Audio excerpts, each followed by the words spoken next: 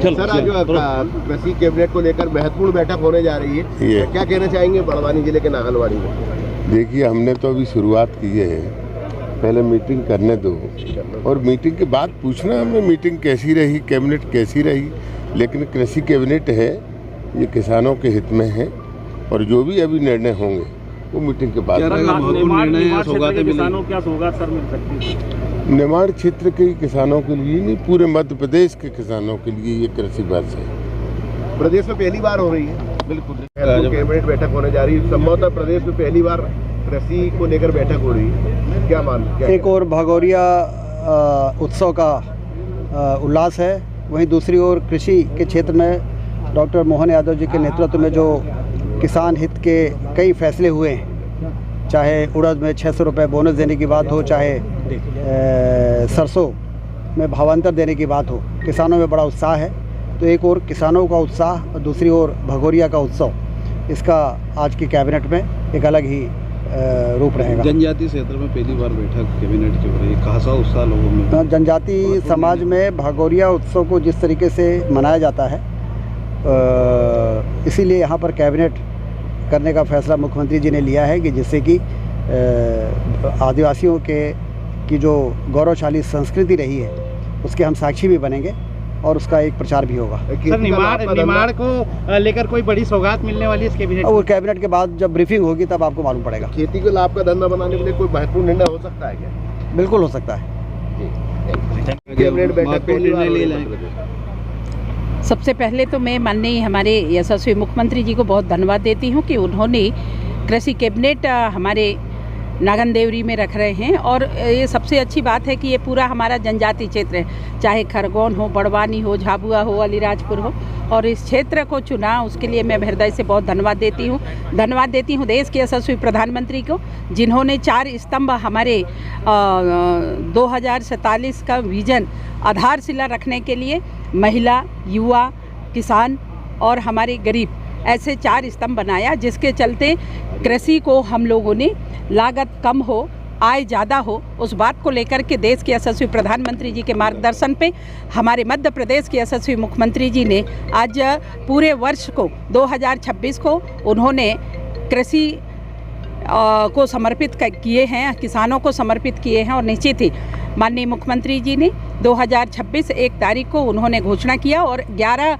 जनवरी को पूरे प्रदेश के हर ज़िले में उन्होंने एक कृषि और हमारे सम्माननीय सभी अधिकारियों के साथ एक बहुत ही अच्छा संगोष्ठी हुई, हमारे किसानों के साथ संगोष्ठी हुई और सभी ज़िलों से सुझाव लिया गया और उसको लेकर के माननीय मुख्यमंत्री जी ने पूरे वर्ष कृषि को लेकर के एक बहुत ही अद्भुत योजनाएं बना रहे हैं, जिससे हमारे किसान खुशहाल हो, हमारे किसान अन्नदाता के पास लागत कम हो, आय ज़्यादा हो, उसको लेकर के लगातार काम कर रहे हैं। Thank you.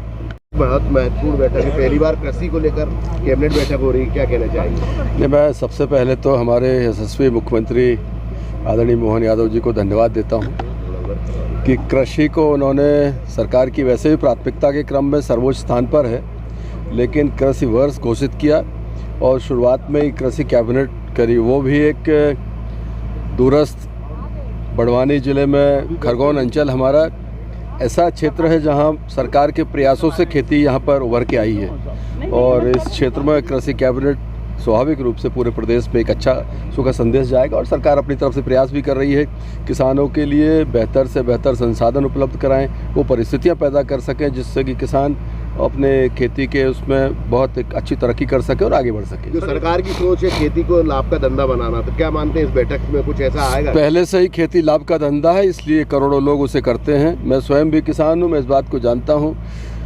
केवल प्राकृतिक आपदा का संकट छोड़ दिया जाए, अगर प्राकृतिक आपदा ना हो तो खेती से अच्छा कोई व्यवसाय नहीं। केवल प्राकृतिक आपदा के कारण संकट आता है बीच बीच में, तो सरकार उस समय पूरा किसानों के पीछे खड़ी रहती है, उनकी मदद करने का काम करती है। भाई कृषि पहले से ही एक अच्छा प्लेटफॉर्म मिला हुआ है और मुझे लगता है आगे आने वाला समय किसानों के लिए बहुत सुखद है। सर, स्मार्ट क्लास जो है लागू करने वाले हैं, लगातार चल रही। अगले 3 साल में चाहे डिजिटल क्लासेस हों, स्मार्ट क्लास हों, हमारा इंफ्रास्ट्रक्चर हो, मूलभूत सुविधाएं और जो संसाधन है वो 100% पूरे कराने के लिए हमारी सरकार का संकल्पित है। बिजली का संकट है सर भी स्कूलों में।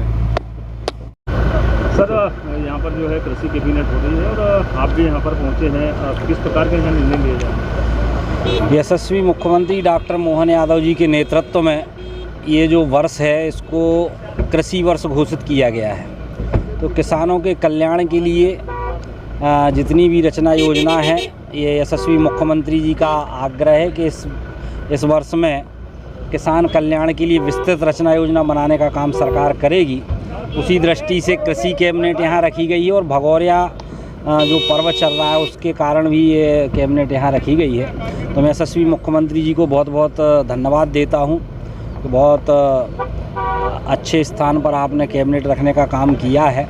और निश्चित रूप से दूर दराज पहले भोपाल में ही कैबिनेट हुआ करती थी, लेकिन माननीय मुख्यमंत्री जी ने जो नवाचार किया है कि प्रदेश के हर कोने में जाके वो कैबिनेट कर रहे हैं, ये अपने आप में बताता है कि पूरे प्रदेश को जोड़ने के लिए हमारे यशस्वी मुख्यमंत्री जी निरंतर काम कर रहे हैं और जनहितैषी योजनाएं बनाने का वो काम कर रहे हैं। अभी जो सिंहस्थ आगामी सर सिंहस्थ को लेकर महेश्वर में सर जो है पर्यटन केंद्र है उसको लेकर क्या सर पूरा विकास किया जाए? निश्चित रूप से सिंहस्थ को लेकर अभी से सरकार ने योजना बनाना शुरू किया है और इस बजट में लगभग 3000 करोड़ रुपए का बजट सिंहस्थ को लेके अलग से माननीय मुख्यमंत्री जी ने प्रदान किया है। और माननीय मुख्यमंत्री जी का ये कहना है कि आने वाला जो सिंहस्थ है वो बहुत दिव्य और भव्य होने वाला है। ऐसा सिंहस्थ होने वाला है कि भूतो न भविष्यति, ऐसा सिंहस्थ पहले कभी नहीं हुआ। तो मुझे लगता है कि आने वाले सिंहस्थ की तैयारियों को लेकर यशस्वी मुख्यमंत्री डॉक्टर मोहन यादव जी अभी से पूरी रचना योजना बना रहे हैं। जो 2 लेन सड़कें थी वो 4 लेन में तब्दील की जा रही हैं, 4 लेन सड़कें 6 लेन में तब्दील की जा रही हैं, घाटों का निर्माण किया जा रहा है। तो अभी से सरकार ने तैयारियां शुरू कर दी हैं और बहुत दिव्य और भव्य आने वाला महाकुंभ होने वाला है। JTV न्यूज से जुड़े रहने के लिए हमारी खबरों को लाइक और शेयर करें, हमारे चैनल को सब्सक्राइब करें और अपडेट रहे हर छोटी बड़ी खबरों से।